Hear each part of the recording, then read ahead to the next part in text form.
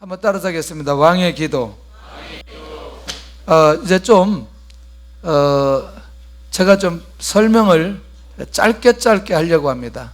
시간이 없기 때문에 핵심들만 이렇게 좀 나누려고 하는데, 제가 다윗은 이렇게 해놓고 물음표를 했던 것은 다윗 하면 우리가 생각하는 다윗에 대한 이해가 있어요. 그렇죠? 다윗은 목동, 또 뭐 다윗은 왕, 또 다윗은 예수님의 그림자, 뭐 하여튼 다양한 게 있어요. 그래서 이 시간에는 우리가 다윗하면 다윗에 대한 것들을 전체로 한번 정리해서 몰아서 해서 다윗에 대한 이해함이 있는 가운데 오늘 전체 말씀을 받으면 좋겠다. 사실 오늘 이 본문에 있는 내용을 좀 다 세밀하게 좀 보고 그렇게 가야 되는데, 한번 일단 이 기도는 어떤 기도냐면 하나님 앞에 1차적으로 응답받았어요. 무슨 응답을 받았냐면 이런 응답이에요. 이건 기억하시죠? 성전을 지으려고 했는데 성전 짓는 것을 하나님께서 허락하셨다, 허락하지 않으셨다? 허락하지 않으시고 나단 선지자에게 나타나셔서 다윗을 축복했던 내용은 기억하시죠? 그 축복했던 내용을 받고 난 이후에 다윗이 하나님 앞에 기도했던 내용입니다. 이해되시죠? 그러니까 7장 1절에서 17절까지 앞에 하나님께서 나단 선지자를 통해서 마음껏 축복하셨어요. 그리고 난 이후에 이 기도했던 내용이기 때문에 이 다윗이 지금 어떠한 마음인지가 굉장히 중요하다는 거죠. 첫째가 뭐냐면 이 왕의 과거와 현재를 놓고 기도합니다. 그러니까 이런 거죠. 하나님, 제가 누구입니까? 하나님, 우리 집이 어떤 집입니까? 그러니까 과거에 초라했던, 또 어떤 가문으로 내세울 수 없는 그런 사람임에도 불구하고 하나님께서 나에게 이런 엄청난 축복을 해주신 것에 대한 감사한 기도가 오늘 이 다윗의 첫 번째 기도였던 것을 보게 됩니다. 그러니까 앞에 있는 기도의 내용이 연결되지 않으면 이 기도가 너무나 뜬금없이 들릴 수 있다는 거죠. 그러니까 하나님 앞에 응답을 받고 영적으로 깨어있는 사람의 기도는 언제나 내 삶을, 내 과거나 나의 상황을 놓고 하나님 앞에 기도할 수 있는 이 자세가 매우 필요하다는 것이고, 두 번째, 그가 기도하는 내용은 하나님 정말 감사합니다. 먼 장래까지, 먼 미래까지, 후손에게까지 하나님께서 말씀하시고 그것을 약속해 주신 것에 대한 감사, 이 감사가 내 안에 있습니다. 그러니까 이 다윗이 가만히 생각해 보는 거죠. 뭘 생각해 보느냐?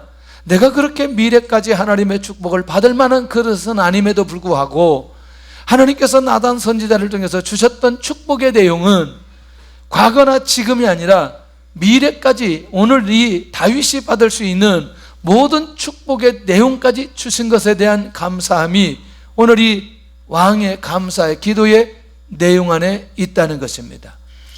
첫째는 자기가 누구인가에 대해서 하나님 앞에 겸손하게 나아가는 기도와, 두 번째는 미래에 주신 그 약속과 축복에 대한 감사함이 오늘 이 다윗에게 있었고, 그러니까 이제 다윗이 하나님을 묵상해 보는 거죠. 하나님을 묵상해 보니까 하나님은 하나님 외에 다른 신이 있다 없다? 없다는 거죠.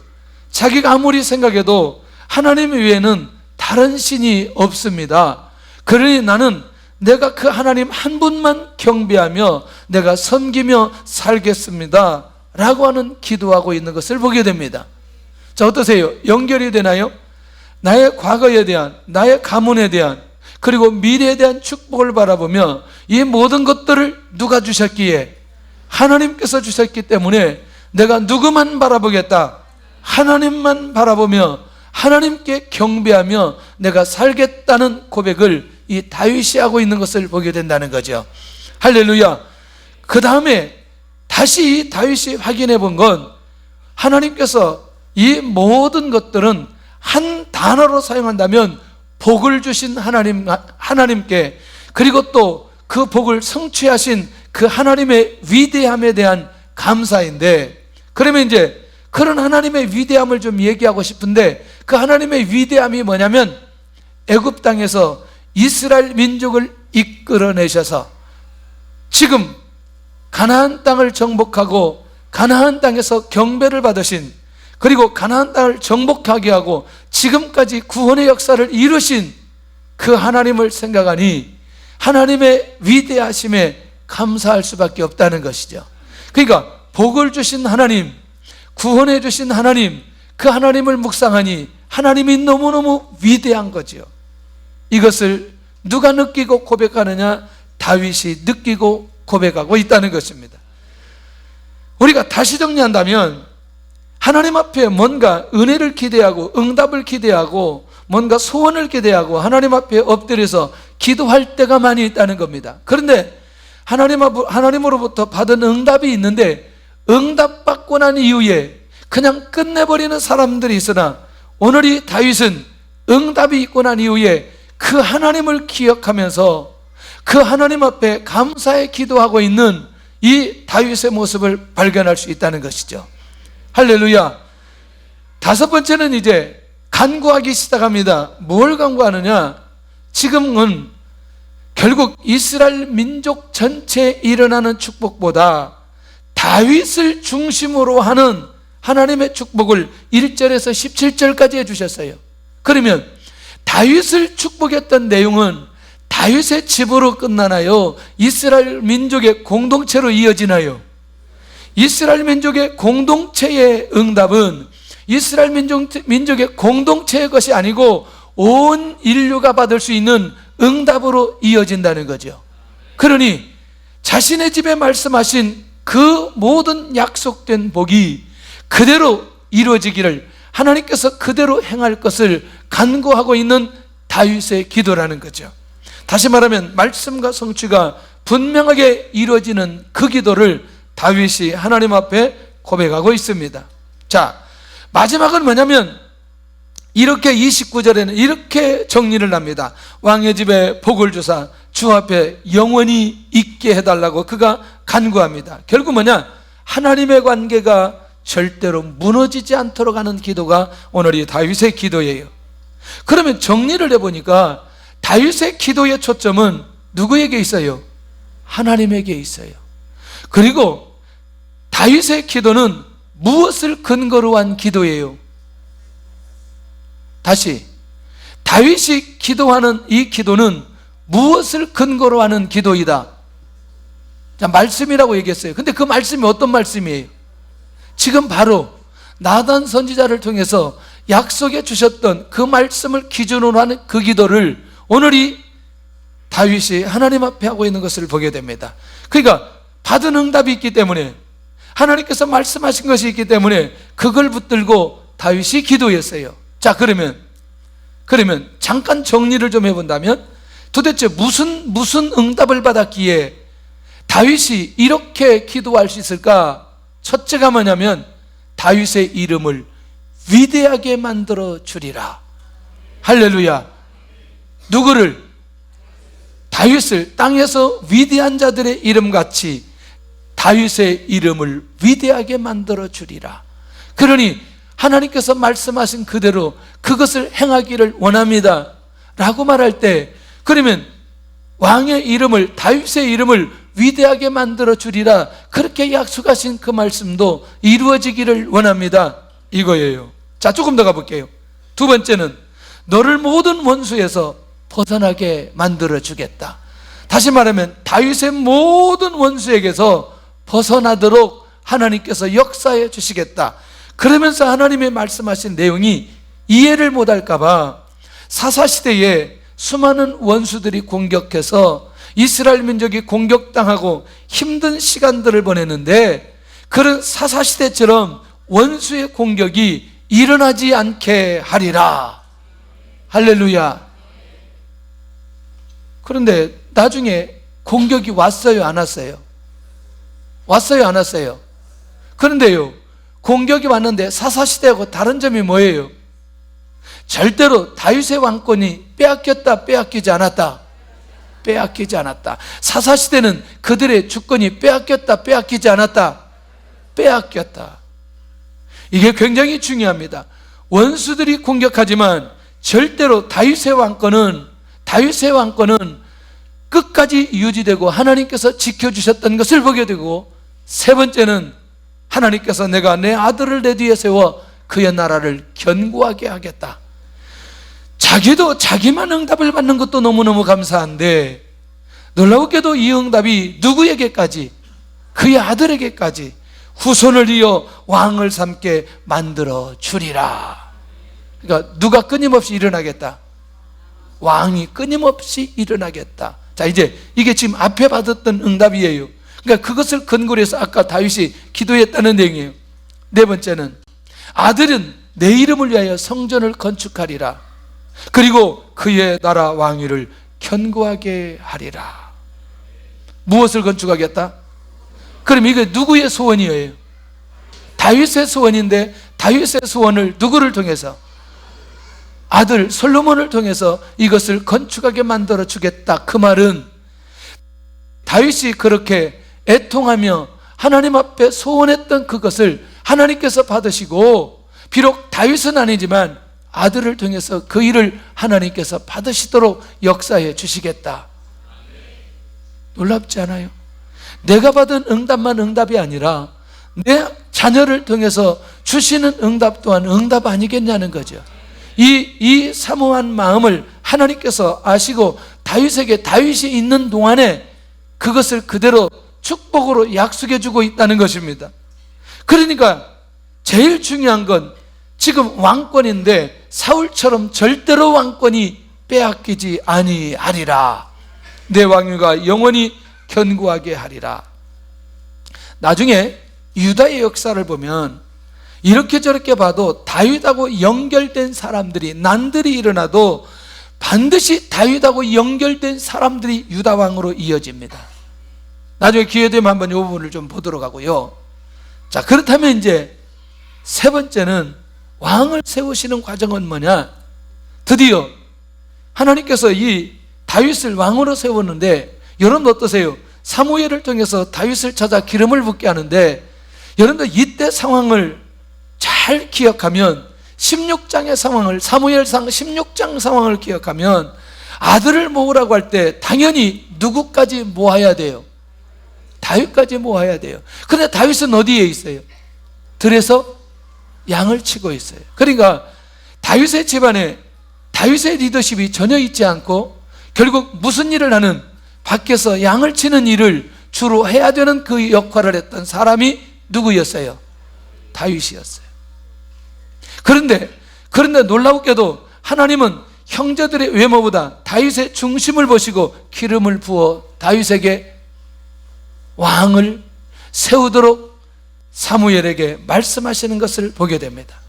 자, 이 내용은 나중에 기회되면 충분하게 한 번 더 설명하도록 하고요. 두 번째, 블레셋 전쟁을 통해서 백성 앞에 나타나게 하십니다. 제가 이 내용 얘기할 때 굉장히 여러 번 얘기했어요. 하나님 앞에 기름 부으심을 받고 목동으로 알고 있던, 심지어 다윗의 형님들까지 목동으로 알고 있었던 그 다윗이 오늘 이스라엘 민족 전체의 위기 속에 있는 이스라엘 민족을 구원하는 그 일에 다윗이 사용되어지도록 대중 앞에 내놓는 하나님의 계획이 이 안에 있는 것을 보게 되더라는 거죠.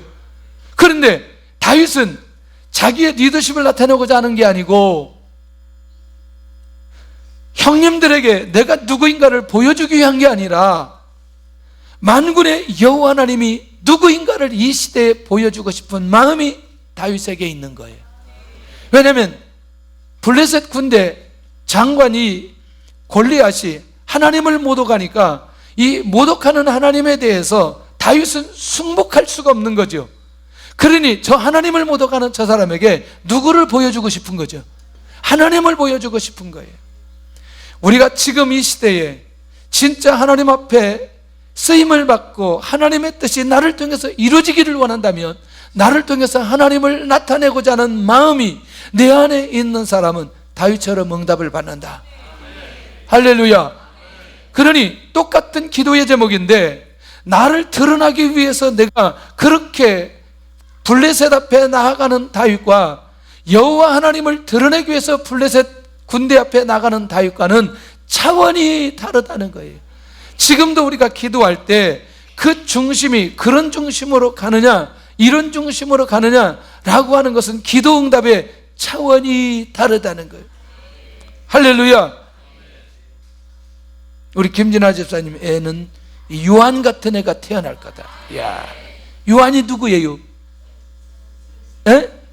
요한이 누구냐고. 요한이 예수님의 길을 예비한 자예요. 할렐루야. 우와, 그냥 우리는 너무나 감사한 거예요. 이것 하나로 우리는 성지순례 끝나버렸어. 다 끝나버렸어. 뭐 다른 것들은 소소하게 앞으로 또 일어날 거지만 여기서 끝나버렸어요. 거기서는 아멘을 잘 안 했어요.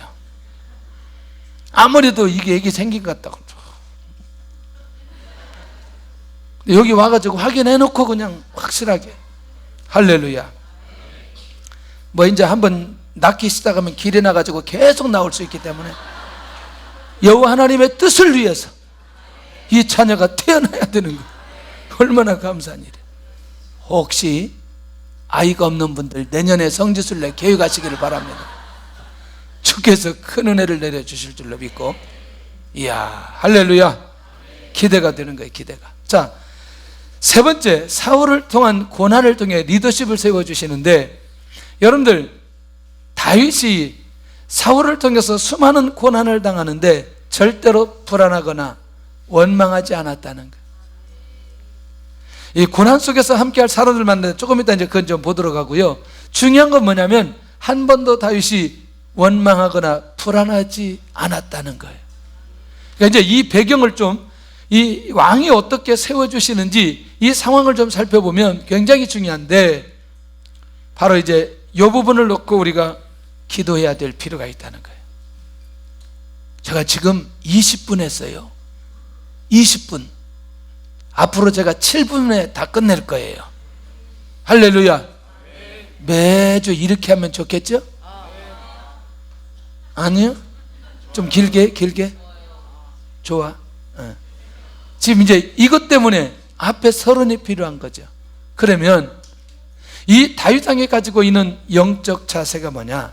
시편 16편 8절에서 11절까지를 우리가 봐야 됩니다. 자, 모두 다 시편 16편을 가야겠습니다. 시편 16편. 자, 엊그제도 제가 사도행전 2장 25절의 얘기를 했는데, 오늘 이 시편 16편 8절부터 11절까지를 다 보아야 오늘 밤에 기도의 제목을 제대로 붙들 수 있습니다. 시작. 내가 여호와를 항상 내 앞에 모심이여 그가 나의 오른쪽에 계심으로 내가 흔들리지 아니하리로다. 이러므로 나의 마음이 기쁘고 나의 영도 즐거워하며 내 육체도 안전히 살리니 이는 주께서 내 영혼을 수월에 버리지 아니하시며 주의 거룩한 자를 멸망시키지 않으실 것임이니이다. 주께서 생명의 길을 내게 보이시리니 주의 앞에는 충만한 기쁨이 있고 주의 오른쪽에는 영원한 즐거움이 있나이다. 할렐루야. 그러니까 이 다윗은 이제 이렇게 나단 선지자를 통해서 응답을 받고, 그리고 하나님 앞에 그렇게 감사의 기도할 수 있는 이 왕이 가지고 있는 영적 자세는 날마다 주님과 함께하는 삶을 살았다는 겁니다. 할렐루야. 그러니까 주께서 생명의 길로 그를 인도해 주시고, 다윗의 입장에서는 생명의 길로 인도받고 기쁨과 즐거움으로 살았던 이유가 바로 여기에 있었던 것을 보게 됩니다. 여기라고 하는 건 매일 주님과 함께 하는 삶을 다윗이 살았다는 거예요. 이게 다윗이 가지고 있는 영적 자세라는 겁니다. 이게 첫 번째예요. 그러니까 여러분들 왜 성지순례가 중요하냐? 아까 순장 모임 할 때도 여러분들 선교지에 가면 0에서부터 점수가 올라가는 노력을 해야 되지만 성지순례 가서는 50점 먹고 들어가는 거예요. 50%부터 시작되는 거죠. 왜? 여기가 하나님께서 역사하셨고 주님께서 사역하셨고 주님께서 증거를 보이셨던 현장이기 때문에 거기서부터 출발하고 있는 것을 보게 되더라는 거죠. 그러니 주님과 함께하는 삶을 살아가는 모든 사람들에게는 이렇게 생명의 길로 인도받고 기쁨과 즐거움으로 살 수 있다는 것이죠. 할렐루야. 얼마나 중요한지. 할렐루야. 얼마나 중요한지. 여러분들, 이게 이제 그렇게 바쁜 중에도 아침에 그렇게 기도하고 저녁에 예배드리고, 육체적으로는 힘들지만 지나고 나서 이게 얼마나 우리에게 유익되는지, 얼마나 유익되는지 이게 몰라요. 할렐루야. 근데요, 좀 피곤하다고 좀 잔들, 육체는 좀 피곤할지 모르지만 영적으로는 좀 공고하단 말이죠. 이 시간도 없어, 빨리 가야 돼. 두 번째, 자신의 삶 속에 하나님을 경험하게 되는데, 여러분들 목동의 사명을 감당하면서 하나님을 만났는데 이 두 번째를 잘 기억하셔야 됩니다. 사실은 우리가 다윗이 사울을 만나서 골리앗 앞에 나갈 때에 갑옷을 입으라고 할 때 다윗이 했던 말이 있어요.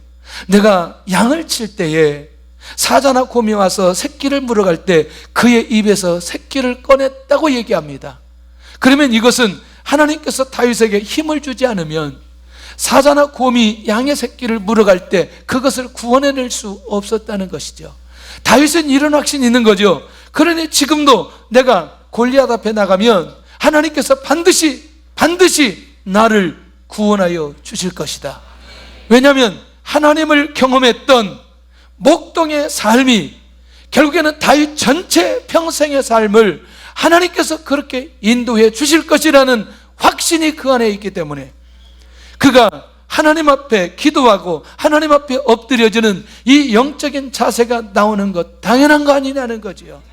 이 시대에 하나님, 내가 내 삶 속에서 하나님을 경험하며 하나님을 인도받아가며 결국 내가 어떤 시대에 어떤 상황 속에 온다 할지라도 이미 하나님을 경험했던 이 경험이 또 다른 상황들을 극복해 나갈 수 있는 다윗 같은 인물이 되게 하여 주시옵소서. 그러니 오늘 이 밤에 하나님 매일의 삶 속에, 오늘도 내일도 매일매일 삶 속에 하나님을 경험하게 하여 주시옵소서. 하나님을 경험하게 하여 주시옵소서. 할렐루야. 얼마나 중요한지. 나는 시차 하루 만에 극복해 버렸어요. 하루 만에. 할렐루야. 경험했다니까. 내가 하나님을. 나는 잠이 안 오는 이유를 모르겠어. 사람들이 왜 잠이 안 오냐고. 에? 나는 잠이 너무나 많아가지고 걱정이에요. 걱정. 혹시 잠 안 오는 분들 계세요? 계세요? 철회하시기를 바랍니다. 주께서 큰 은혜를 내려주실 거예요. 그 말은, 그것도 사실은 제가 하나님을 경험하는 것 중에 하나이다 라고 하는 거죠. 자, 그래서 우리 모두가 그런 경험이 있어야 되고, 세 번째는 고난 속에서 일하시는 하나님을 만나게 되어지는 거예요. 자, 처음에는 내 앞에 계신 주님을 배웠기 때문에 주님께서 나를 어떤 길로? 생명의 길로 인도한다 그랬잖아요. 할렐루야. 두 번째는 다윗이 매일의 삶 속에 누구를 경험했다? 하나님을 경험했다. 이게 키입니다, 여러분들. 매일 내가 주님을 만나는 경험을 하는 사람, 매일 내가 내 삶 속에 하나님을 경험하고 인도받아가는 사람, 그러니 이 다윗 인생이 어떻게 되겠냐는 거죠. 세 번째는 고난 속에서 하나님께서 일하시는, 고난 속에서 일하시는 하나님을 만나게 되는데, 여러분들 아까 원망과 두려움, 불신앙 속에 있지 않았던 결정적인 이유, 사무엘상 22장, 우리가 이번에도 아둘람굴에 갔는데 원통하고 빚지고 또 마음이 힘든 억울한 사람들, 이 사람들을 어디에서 만나느냐? 고난 속에서 만나는. 어디에서? 고난 속에서. 아까는 평범한 삶 속에서, 아까는 목동의 삶 속에서, 지금은 고난의 삶 속에서 하나님을 만나기 때문에 다윗이 가지고 있는 자세는 결국 평생에 흐트럼 없이 기도자의 삶을 살아갈 수 있다는 거예요. 어떻게 생각하세요? 400명 왔는데요, 나중에 600명으로 가는 거 불어난 거 보셨죠? 그런데 여러분들, 이 사람들이 결국에는 다윗이 왕권을 가졌을 때에 모두 다 다윗과 함께 죽기로 각오하고 이스라엘을 세웠던 사람들이었다는 거예요. 얼마나 놀라운 일인지. 고난 속에서 일하시는 하나님을 만나야, 고난 속에서 일하시는 하나님을 경험한 사람은 다윗 같은 응답과 다윗 같은 기도, 다윗 같은 축복을 받는 사람들로 가게 되어진다는 것. 오늘 고난 속에서도 일하시는 하나님을 만날 수 있기를 원합니다. 마지막 네 번째는 사울왕에 대한 리더십을 끝까지 인정합니다.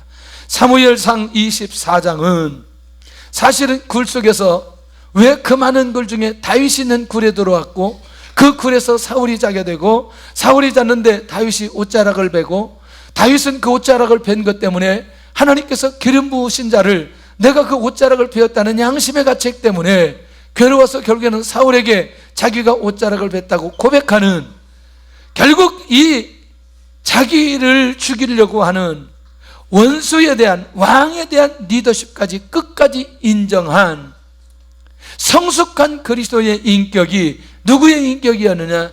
다윗의 인격이었어요. 멋있어요? 결국 다윗이 다윗될 수 있는 몇 가지 일련의 많은 상황들이 있지만, 이것은 우리가 절대로 놓칠 수 없는 기가 막힌 비밀이 이 안에 숨겨져 있는 것을 보게 됩니다. 할렐루야. 그런 면에서 하나님, 나도 매일 나와 함께 계시는 주님을 만나게 하여 주옵소서. 매 순간마다, 어떤 사건마다 하나님을 경험하게 하여 주시옵소서. 고난 속에서 하나님의 인도하심과 역사하심을 보게 하여 주시고, 사울왕에 대한 리더십을 끝까지 인정하듯 어떤 리더십을 인정하고 하나님의 인도를 받아가는 그런 믿음의 삶을 살게 하여 주시옵소서. 결론입니다. 나는 다윗처럼 영적 자세가 갖춰져 있는가? 날마다 주님과 함께하는 삶을 살아가고 있나? 나는 자신의 삶 속에서 하나님을 경험하고 있는가? 고난 속에서 역사하시는 하나님을 만나고 있는가? 마지막, 하나님의 리더십을 끝까지 세우고 있는가? 이 시대에 다윗들이 끊임없이 일어날 수 있기를 바랍니다. 우리 안에 이런 다윗들이 일어나게 될 수 있기를 바랍니다. 할렐루야. 하나님 한 번도 나를 실망시킨 적 없으시고